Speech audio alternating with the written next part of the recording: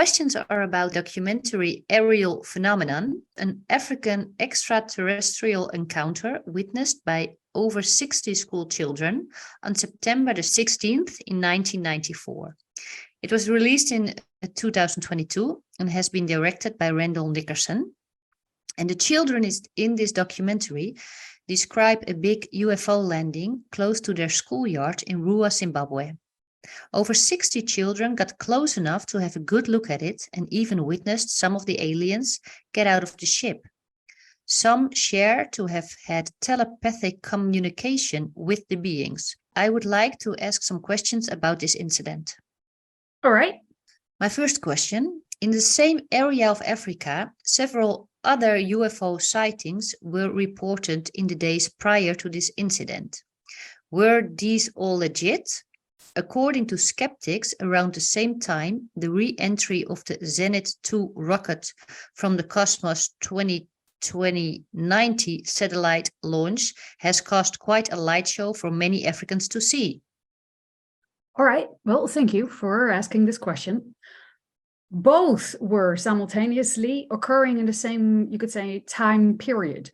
So in other words, yes, there were remnants of a rocket that were seen re-entering your stratosphere and leaving some, well, debris in a light show for people to see, amongst others in that region.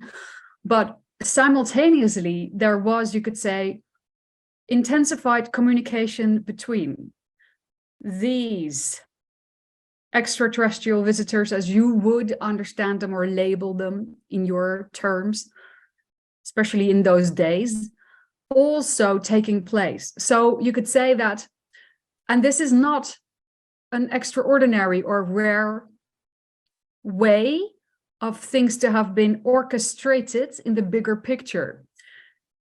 Also, when, for instance, a comet is being expected to fly by for everyone to see, or any other particular aerial phenomena that you know to be connected to your astronomy in one way or another, this in a sense directs the attention of the collective to look upward and connect to the skies, to your heavens. And in this way, you could say you are more receptive to other information that appears to be coming from that direction into your version of reality to be noticed as well. So this was a coinciding of several incidents in the same time frame, and you could state that the rocket re-entering the stratosphere and creating such a light show for a lot of people to see was just the quote-unquote excuse to get some of your attention directed up to the sky so that other actual ET phenomena, if you wish to put it that way, could also be registered by people from your Earth. So both were happening in the same time frame. This is correct. Yeah, understood. Thank you. All right, thank you. Was this landing on purpose or was it an accident? This was a purposeful landing. This was not an accident. There are really no accidents ever. Yeah. And what species did this UFO belong to? These were the Greys. Yeah. The future offspring, if you wish, of your own species, your own civilization, that had mutated to such a far degree that you would not necessarily immediately recognize them as being one of your own, nor would they still hold the same genetic composition as you do nowadays. They had mutated themselves to such a far degree that you could, on one hand, consider them a different species altogether, having turned into a different species, but still you could also consider them to be a spin-off of your future human race on the version of Earth that had decided to go down a more low vibrational path. We're adding this just so that people who are new to the idea of their own multidimensionality or the idea of a multiverse may realize that there are also many, many, many versions of Earth future that have traveled or will travel in your linear way of looking at life, a high vibrational path, and that all of these possibilities are still open to you and at your demand, at your feet, for you to choose from. Yeah. Okay, and was it just one ship? Some people say there were multiple. One, you could say, landed completely. There were, in total, 3 ships connected to this incident at the Ariel school. But just one landed. One landed, close enough in that sense, so that the children could interact with it. And what did the other 2 do? They remained, you could say, stationary and remained close by, but in the air. But to see for the children, or? Not everyone could see these ships, no. Okay. And all the teachers were inside at a meeting while the children were giving extra long playtime. Would it not have been more practical if the adults had also been able to see the ship? Because now many of the children were not believed by the teachers and adults when they rushed in to share their experiences. For some, this remained a deep issue for the rest of their lives. All right, well, thank you. What it comes down to truly is the timing. So there was no accident in the timing of all of this either. It was understood by the beings that the teachers or any adults were inside and incapable to witness what was being witnessed by the children. They aimed directly at interaction with the children and the children only. The idea is that even though many of them did not feel believed or heard, there is a very symbolic and strong message, you could say, wrapped inside all of this. If you wish, consider the name of the school, Ariel. Now, think of the world vision of a child and think of what the name Ariel might mean to children. Looking at the, let's say, fairy tale category, what does it make you think of? Me? What does it make you think of? We're asking you, yes. It makes me think of the mermaid, Ariel, who didn't have a voice. Exactly. Exactly. The storyline of the Little Mermaid, who swapped her ability to speak freely, to sing, to be free in her expression, in order to be capable of being human and being able to walk on the land, to follow her heart in that sense, symbolizes to some degree your soul's desire to have this human experience. Also, to some degree, you might say, the idea of the Little Mermaid, or any mermaid really, connects to the idea of the long lost civilization of Atlantis. Now, the Atlanteans faced a similar challenge as you do now with your civilization today. The idea of technology could be taken in different directions, and they chose, not unanimously, but a big portion of them chose to use it in a way that was not, let's say, coming from the energy vibration of unconditional love, that did not align with their integrity. Now your civilization is facing a similar choice, and the idea is that all circumstances absolutely divinely came together in the extraterrestrial encounter, the cross-connecting of timelines that was co-created between these beings that you would understand to be the Greys and all of the children who witnessed this event, and even some people that were, you could say, secondary witnesses, or who got to serve some of the vibration alongside of this event just because they were indirectly connected to it. It affected a lot of people. It had a ripple impact, you could say, in society in that way. Also because this story traveled far and wide. And so it can be compared to a little pebble being thrown in a still and quiet pond and bringing a message far and wide. Now, part of this message, part of the invitation, really was to realize on a deeper and subconscious level for humanity that the journey that you are on for a big portion comes down to believing enough in yourselves to feel free enough to use your voice in alignment with your inner knowing, with your heart vibrational energy, with your higher self, if you wish. The idea is that these children, from their soul level, had a desire to explore that type of energy in their human exploration in this lifetime. And so they co-created with the extraterrestrial beings, which you could say they were already familiar with in one way or another in the multidimensional field. They co-created this incident, which allowed them to explore the idea or the concept of freely using your voice, even though all the odds seem to be against you. And so this was a portion of their spiritual growth, a part of the journey they desired to make on a soul level. And many puzzle pieces came together in this incident for that reason at the Ariel school in the region that you understand to be Zimbabwe. Yeah.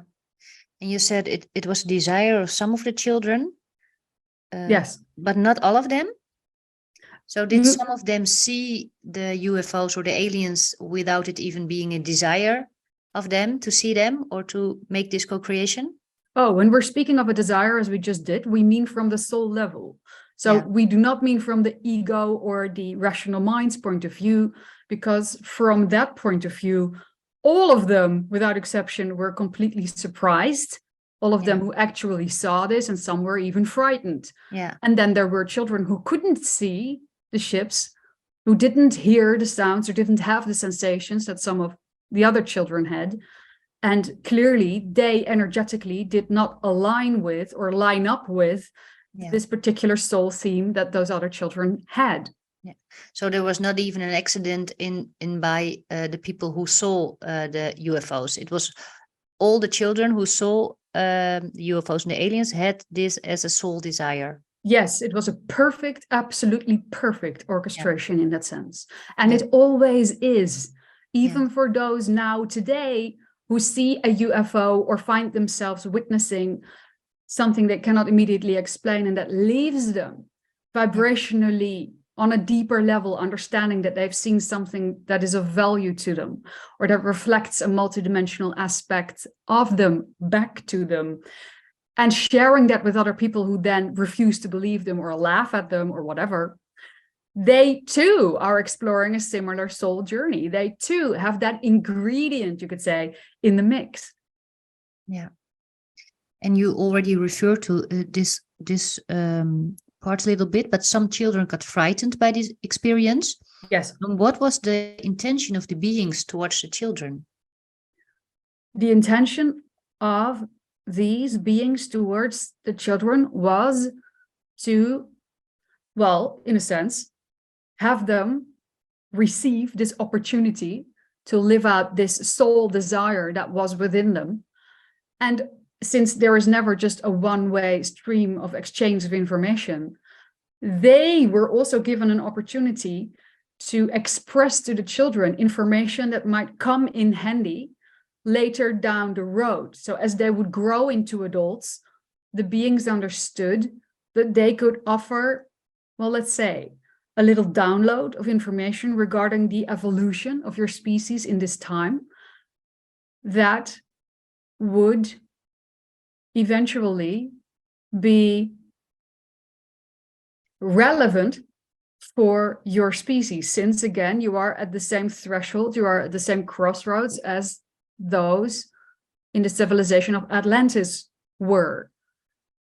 And so the information that was offered to these children to take along throughout their lives had to do with remaining balanced in your relationship towards the earth, remaining balanced in your relationship towards your higher self, your inner knowing, not just to speak freely, but also to keep an eye on, so to speak, the technological evolution, to allow yourself to realize that if a disbalance is being created between the idea of technology and the inner knowing from the heart, from the higher self, that then a disbalance will also be created between the human species and their earth mother, or Gaia, if you wish, and that this possibly can result in reflections of all types of natural disasters, famine, and so forth. So they gave a little preview to some degree of what might happen if people would choose to develop along the same way the Atlanteans did in their time. Well, and again, of course, we are referring to the version of Earth on which Atlantis sank and where they chose eventually to go so far out of alignment with their higher self that, well, let's say, things lined up in such a way that it was easier to just start over than to try to course correct the direction that that civilization was moving in. Yeah. Thank you. You're welcome. Yeah. And according to the children's descriptions, some of the fear also came from the way the aliens looked. According to the channel, Wieteke, she was contacted by Grace as a child, and they shape-shifted for her, turning into small animals, into small animal forms in order not to frighten her too much. Why didn't these beings do that for these children? All right, well, thank you. So the idea is that even though you're correct in the sense that this has happened a lot, and there has been all types of shape-shifting in order to make contact, not just with children, but also with adults, more comfortable in that way. The idea was, though, to have these children truly see the humanity that was present in these beings. In other words, these Greys really wanted the children to be able to relate to them as similar beings, similar enough to understand that there was a true familiar or family relationship between them and the children that they were speaking to. If there had been a bunch of bunnies hopping around on top of the UFO, it would not have been understood in the same way. Yeah.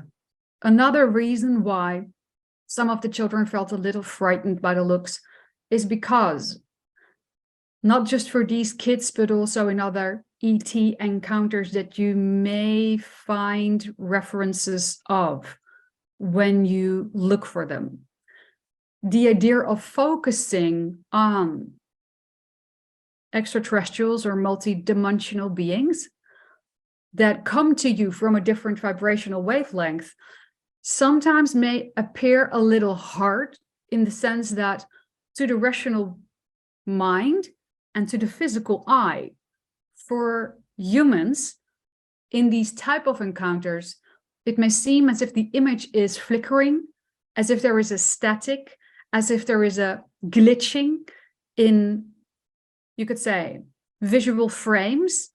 And so the picture may seem to slide or hop or jump or flicker or vibrate or seem fuzzy. There's many ways wherein this can translate in the physical brain for the observer on the human end of the spectrum. Yet what is happening is a ongoing, you could say, reaching out from the physical system's point of view in an attempt to decipher the multidimensional information that is being offered to the witness, the observer, in that time, in that moment. And so it may come across a little weird, which causes the egoic mind, the rational brain, to freak out often to some degree, because it realizes what I'm looking at right now isn't entirely of this world. And in that sense, it is only correct in realizing that.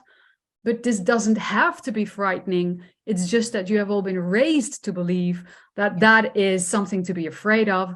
And so the kids, some of them, were scared as a result of that segment, which was visible not only in the beings, but also in the ship. So in the entire scene altogether.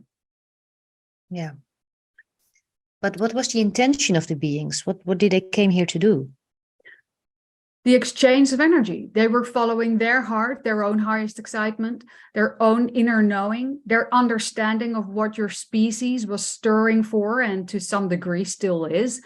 They understood that they could offer the gift of giving you a reminder of the kingdom, if you wish, of Atlantis, the civilization of Atlantis. And by doing so, offering you a choice to choose a different path. And simultaneously, linking in with the soul desire of these children to find an excuse, if you wish, to allow themselves to discover the strength and the power that comes with feeling free to speak their truth, trusting their own inner knowing, allowing themselves to surrender to what they know has been a real event for them. And so many things, and this is even just still the top of the iceberg, were all being addressed simultaneously, including a desire from your collective to receive such reminders, because it was also understood by the beings at that time and in that moment that this message would spread far and wide. This was all understood in a moment of cross-connecting.